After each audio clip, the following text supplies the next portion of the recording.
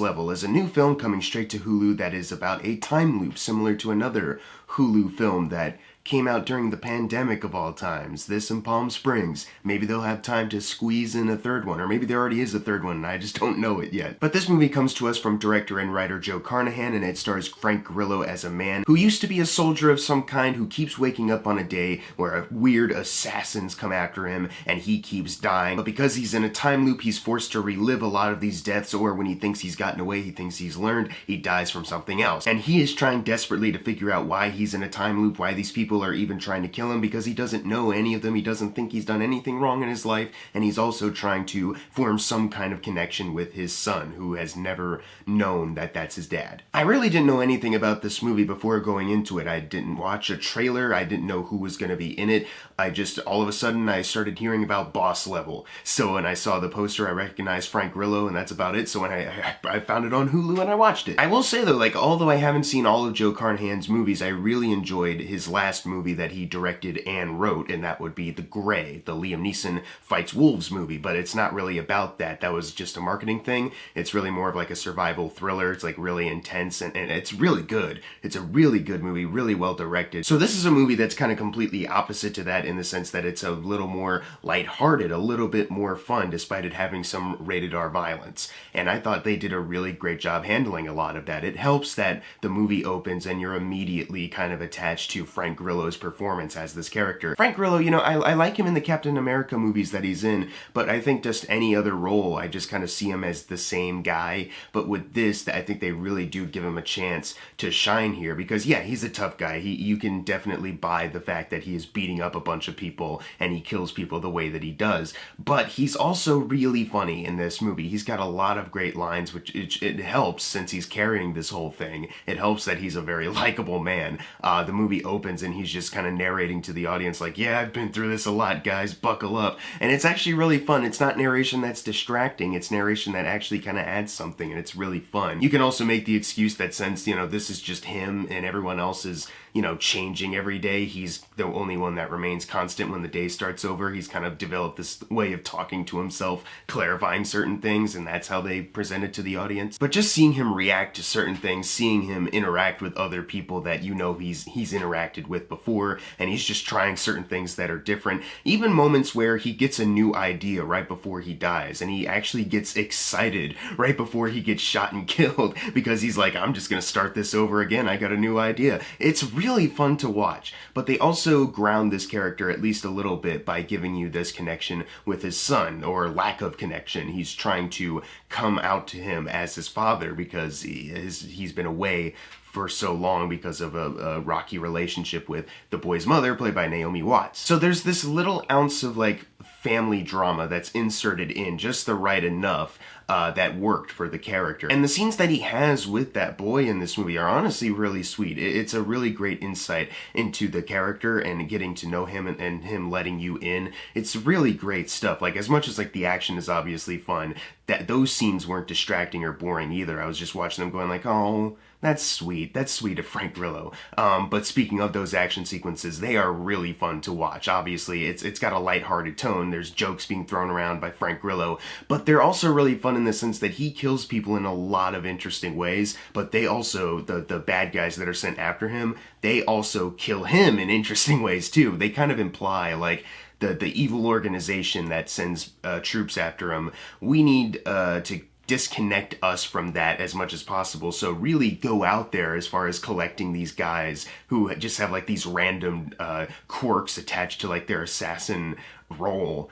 And that's the explanation as to why they're so weird. And it's kind of fun. Like, it's actually a really good idea. There's a lot of good humor in this movie. Like, Ken Jeong plays like a bartender, and there's this other guy who sits at the bar with Frank Grillo, who's like a tech guy. He's like because he works with like a tech company, he's like always talking about like machines and technology, and they really annoy Frank Grillo. And it's really funny, especially seeing where Frank Grillo kind of takes that character, you know, like it's not really like a big role or anything, but he definitely pushes that character to their limits at one point as far as what they can handle. So it was really funny to see. As far as like the action goes, there are moments where they utilize like fake CG blood clouds, you know, instead of like being shot and there's a squib, like a liquid blood thing coming out of you, it's instead a CG dust of blood, pretty much. And this is something that's done in a lot of modern day action movies. It's something I've just kind of grown used to, but it's always something I notice is kind of like, man,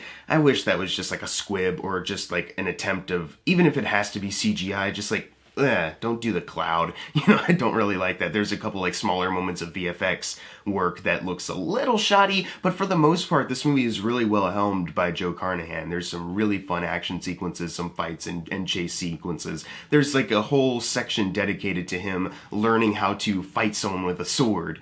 It was perfect. They did a really great job with that. There's not really a big weak link in this movie, save for one person, unfortunately, Will Sasso. It's not really him. It's like he's putting on a voice. Like, I've heard how Will Sasso actually sounds, and this was not that. Like, he was trying to put on, like, a tougher voice or something, and I was like, I don't really...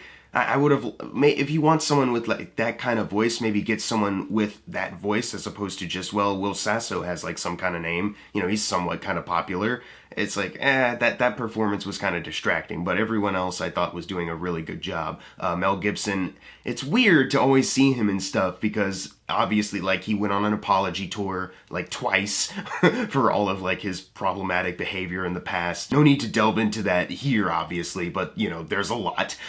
And even though he went on, like, these apology tours and he was kind of welcome back, you know, Expendables 3, directing Hacksaw Ridge, and Daddy's Home 2, a comedy. But there's always, like, this weird reaction I get whenever I see him, not really because I'm always constantly thrown by remembering his past life, but because he's actually, he is a good actor, and in this movie, he gives some really good monologues, and it's like, yeah, Mel Gibson is a great actor, but damn, I wish he wasn't so problematic, because think of where he would be now if he didn't, you know, say the N-word a bunch, or threaten his ex-wife over the phone several times. But it's his performance that kind of lifts up this character that's a little generic. I think a lot of the performances and, you know, just the comedic timing from Frank Grillo help elevate certain things that are pretty basic. By the end of the movie, I was thinking back on a lot of the characterization. I was like, yeah, they could have pushed this angle a little bit more when I was thinking in regards to other characters. When you're watching the movie, you get the basic idea of what they're all about, and you're like, okay, for the ride I'm in right now, I'm okay with it. But by the end of the movie, there's this kind of feeling of like, well, you could have maybe pushed it a bit more. Like, a lot of the assassins, you don't really get a lot of, like, personal showdowns with them or, like, personal interactions with them. They're just people that show up. He only really... There's a section... It's weird. There's a section of this movie where he finds out how these bad guys keep finding him at a specific location. And when he figures this out, he gets a plan to take them all out, you know, kind of draw them in. But we only really see him take out 2 of, like, the 10. And then they just cut to like, well, here's all these dead bodies that I'm about to blow up. I got them all. And you're kind of thinking like, man, that would be a really cool action scene to like see like a Home Alone or like John Wick, like home invasion type scene where you get to see him actually like cleverly take them all out, you know, now that he's got this upper hand. And he only really talks to one of them. A person who they have established comes with a pair, another person, but for some reason only one of this pair shows up and he talks to them. So not only was that kind of weird because I was like, man, that was a really good opportunity to show some really fun action and to show off some of these other assassins some more, and maybe even like show off a little bit more of their characteristics. We never really get a scene of them, like just them. It's always like if Frank Grillo's here, then they might be in the background getting ready to kill him, you know? But also they could have just pushed some other angles, like Mel Gibson, you kind of get his ideas as a villain, but like that's kind of all he has is just the ideas and not a whole lot of personality other than Mel Gibson's got that gruff voice. And even Frank Grillo, even though we know like he's got a family drama going on, he wishes things were better, he kind of regrets a lot of the decisions he's made. There's not a whole lot that you really know about him, even like the ex-soldier kind of thing, you never really know like to what extent is this past of his. And without spoiling anything, this movie ends in a place where I was like, okay, the last couple minutes of this movie are going to be pretty intense, but it's going to lead to a satisfying finale because they set something up where I was like, this is going to be really interesting to see. Then the movie cuts. It says directed by Joe Carnahan and the movie ends. And I was like, dude, like a lot of movies, like sometimes they cut in a place where they're like, this would be a really good idea, for an ending. So they kind of stick with that, and sometimes I'm left wondering like, well, I wish it didn't cut here because I think they could have had a whole other epilogue here. But I can understand the artist's vision of like, I want this movie to end on this particular shot. I feel like a lot of the other stuff is wrapped up and you don't necessarily need an epilogue. I really want it to end here. I can understand that kind of logic. But with this movie, it was kind of like, yeah, why did you end it there though? I'm not really understanding the logic of ending it where you did at all. Once again, without spoiling anything, they promised something that could have been like really intense but really fun to close out the movie, and then, you know, have a like a little heart-to-heart something to close out like a lot of these character threads that are still kind of open, and they just kind of don't.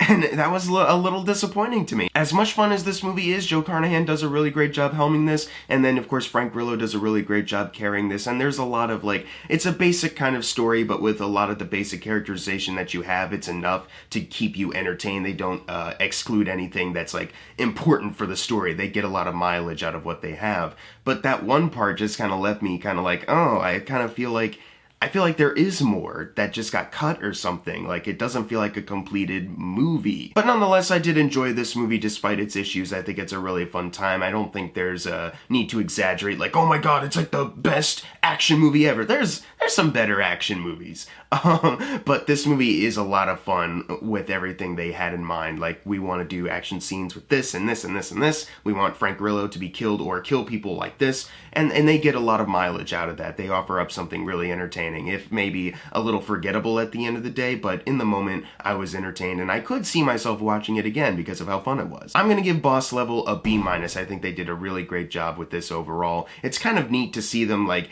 honor video games, but not in a like beat you over the head kind of way like they play old school video games at certain points. But a lot of this plot is kind of like a video game too, in more subtle ways than like, hey, this is like them reminding you like this is a video game. Like, I'm glad with the approach they took overall with this movie. I just wish certain other areas were tightened up to make an overall 100% kind of package. But if you've seen Boss Level, leave in the comments below what you thought of it, and as always, thank you guys for watching. Make sure to subscribe. I'm Jackson Fulcher. See you guys next time.